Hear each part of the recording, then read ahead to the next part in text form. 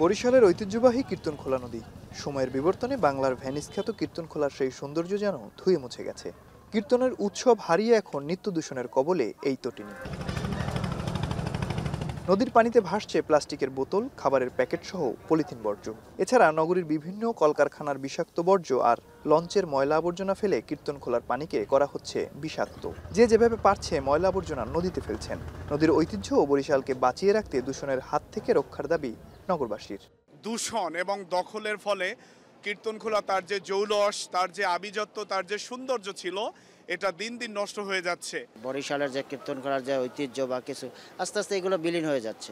ছোটবেলা থেকে এখানে শখ করে গোসল করতে আসতাম, আর আজ প্রয়োজন মিটাতে পারছি না। নদীটাকে সুরক্ষিত করার জন্য যা যা প্রয়োজন সেগুলো করা দরকার। কীর্তনখোলা নদীকে ঘিরে গোড়াপত্তন হয়েছিল বরিশাল শহরের। এর সাথে ওতপ্রোতভাবে জড়িত রয়েছে এই অঞ্চলের মানুষের জীবন জীবিকাও।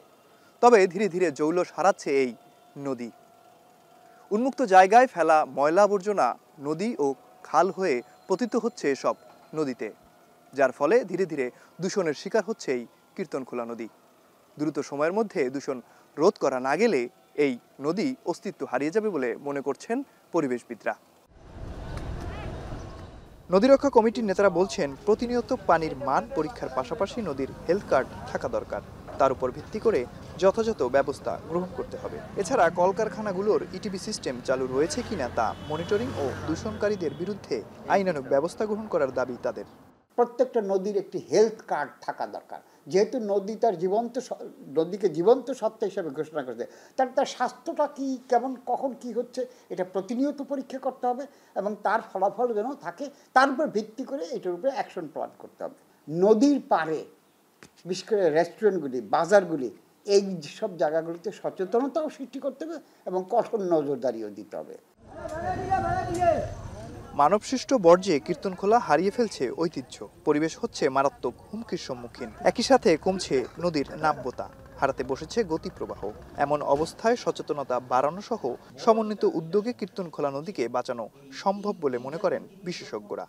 সবচেয়ে বড় সমস্যা হচ্ছে এই পলিথিন জাতীয় ওয়েস্ট যখন নদীর চ্যানেলে প্রবেশ করে, তখন নদীর তলদেশে যখন এখানে এই পলিথিন জাতীয় জিনিসগুলোর একটা আস্তর পড়ে, তখন যে টোটাল রিভারাইন সিস্টেমটা, সেডিমেন্ট ক্যারি করার যে বিষয়টা এবং ইনফিল্ট্রেশন, এই টোটাল সিস্টেমটা ব্যাহত হয়। তো সেক্ষেত্রে আমরা যদি কীর্তনখোলাকে ঝুঁকির মুখে না ফেলতে চাই, তাহলে প্রথমেই যেটা আমাদেরকে চিন্তা করতে হবে, পলিথিন জাতীয় কোনো ওয়েস্ট যাতে এই সিস্টেমের মধ্যে না আসে। খাল, নদী সব দূষণ। এদিকে পরিবেশ অধিদপ্তর বলছে, কীর্তনখোলার আশপাশ ও মহানগরীতে যেসব তরল বর্জ্য সৃষ্টকারী প্রতিষ্ঠান রয়েছে সেগুলোর ইটিপি সিস্টেম চালু রয়েছে, যা সিসি ক্যামেরার মাধ্যমে প্রতিনিয়ত মনিটরিং করা হচ্ছে। তবে প্লাস্টিক ও পলিথিন বর্জ্যের বিষয়ে সচেতনতা বাড়াতে হবে। আর জেলা প্রশাসক বলছেন, নদী দূষণ রোধে কর্মপরিকল্পনা হাতে নেওয়া হয়েছে।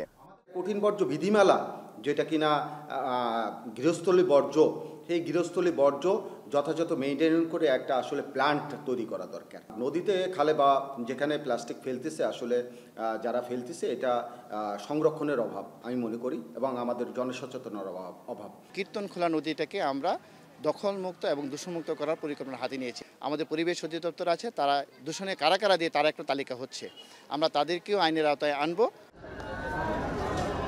কীর্তনখোলা নদীর প্রাণস্পন্দন ধরে রাখতে দ্রুত সময়ের মধ্যে দখল ও দূষণ রোধে কার্যকরী ব্যবস্থা নিতে হবে বলে মনে করেন সংশ্লিষ্টরা। অমিত হাসান, এখন বরিশাল।